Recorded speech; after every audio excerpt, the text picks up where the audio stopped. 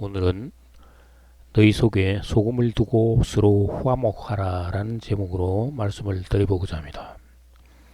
마가복음 9장 49절에서 50절을 보면 사람마다 불로서 소금 치듯함을 받으리라. 소금은 좋은 것이로되 만일 소금이 그 맛을 잃으면 무엇으로 이를 짜게 하리요. 너희 속에 소금을 두고 서로 화목하라 하시니라. 이 소금 언약에 대해서 민수기 18장 19절에서 말하고 있는데, 이스라엘 자손이 여호와께 거제로 드리는 모든 성물은 내가 영구한 몫의 음식으로 너와 내 자녀에게 주노니 이는 여호와 앞에 너와 네 후손에게 영원한 소금 언약이니라.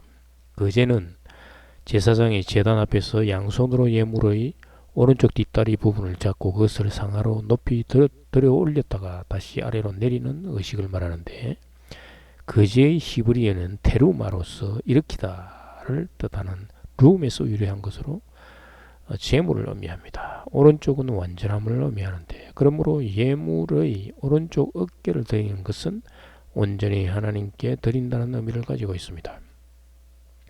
재물을 위로 들어 올리는 것은 하나님께 바치는 뜻이며, 다시 아래로 내려놓는 것은 하나님께서 제사장의 몫으로 도로 주었다는 뜻인데, 이 거제 예물은 독립적으로 드리는 것이 아니라 소제, 음식의 헌물이라든가, 또 속건제, 범법의 헌물이라든가, 속죄제, 죄에 대한 헌물이라든가 이런 것과 관련하여 행해졌던 것입니다.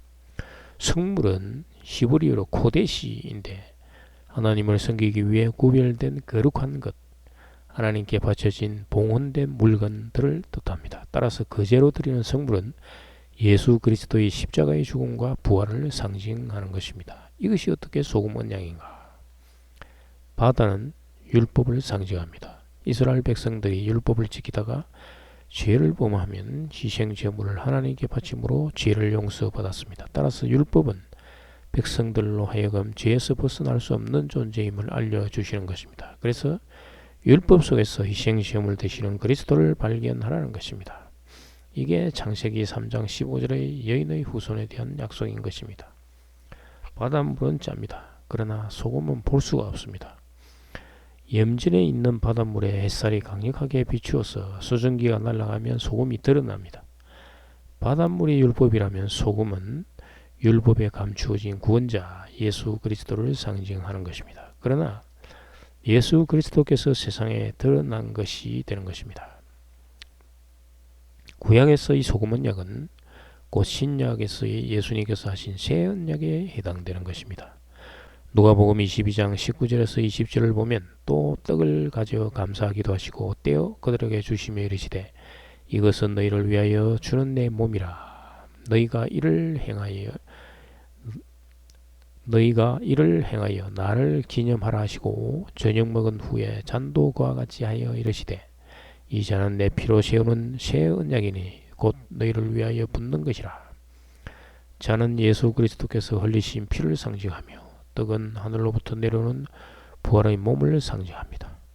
소금 언약은 하나님이 회개하여 돌이키는 자에게 죄로부터 해방되어 하늘의 부활 생명을 주신다는 약속인 것입니다.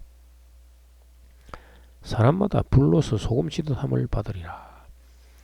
이 말의 배경에는 예수님이 어린 나이에 대한 말씀 끝에 하신 말씀인데, 마가복음 9장 37절에서 38절을 보면 어린 나이 하나를 데려다가 그들 가운데 세우시고 안으시며 제자들에게 이르시되 누구든지 내 이름으로 이른 어린 아이 하나를 영접하면 곧 나를 영접하며 누구든지 나를 영접하면 나를 영접함이 아니요 나를 보내신 이를 영접함이니라. 어린아이를 영접하는 것이 예수님을 영접하는 것이란 말에 대해서 예수님은 천국이시라는 말입니다. 회개하라 천국이 가까이 왔다고 말씀하시는데, 이 천국은 성도의 심령 속에 하나님 나라를 의미합니다. 첫사람은 그리스도로서 성전을 의미하는데, 첫사람은 그의 몸에서 갈비뼈가 분리되므로 남자 아담과 여자 하와로 분리되어져 죄의 몸이 되는 것입니다.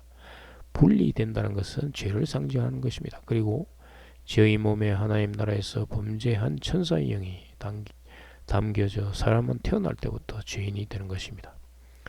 사람은 태어날 때부터 성전이 세워져 있는데 어린아이를 통해서 첫사람의 성전을 생각하라는 것입니다. 어린 나이의 심령 속 성전이 첫사람의 성전이 되기 위해서는 옛 성전이 무너지고 하늘로부터 오는 새 성전이 와야 하는 것입니다. 따라서 어린 아이를 영접하는 것에 대해서 영접하는 자의 심령 속에도 첫사람 그리스도의 성전이 세워져 있음을 깨달아라라는 것입니다. 그래서 어린 아이를 영접하는 것이 예수 그리스도를 영접하는 것과 같은 것입니다.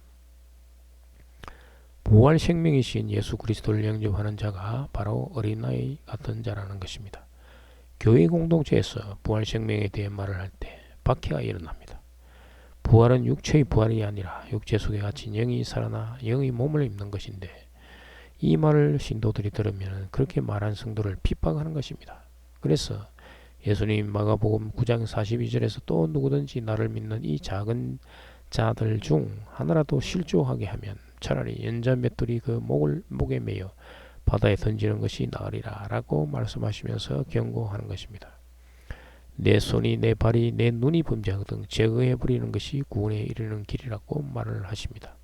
세례를 줄 때 잘못된 교리로 안수하는 손, 발로 외국에 선교로 나가서 잘못된 교리를 전하는 자, 육의 눈으로 부활을 생각하게 하는 자에게 예수님이 하시는 말씀일 것입니다. 성도의 심령 속에 성전이 들어서기 위해서는 현재적 부활 생명을 예수 그리스도로부터 받아야 하는 것입니다. 부활 생명이 없는 자들은 여전히 죄의 감옥에 갇혀 있는 자들입니다. 그래서 예수님이 마가복음 9장 47절에서 만일 내 눈이 너를 범죄하거든 빼버리라. 한 눈이 하나님 나라로 들어가는 것이 두 눈을 가지고 지옥에 던져지는 것보다 나으니라. 두 눈은 영적 눈과 육적 눈을 동시에 가동하는 것을 두고 말합니다. 부활을 믿지만 육체적으로 부활하는 것을 믿는다면 영적 눈이 감겨져 있는 것입니다. 현재적 영적 부활이 없다면 육으로 바라보는 눈을 제거하라는 것입니다. 현재적 부활이 없는 자는 감옥에 갇혀 있는 자들입니다. 옥은 영이 갇혀 있는 육체를 의미하는데 베드로후서 2장 4절에서 하나님이 범죄한 천사들을 용서하지 않으시고 지옥에 던져 어두운 구덩이에 두고 심판 때까지 지키게 하셨으며 예수님은 베드로전서 3장 18절 19절에서도 영으로 신도들의 심령을 두드리셨습니다.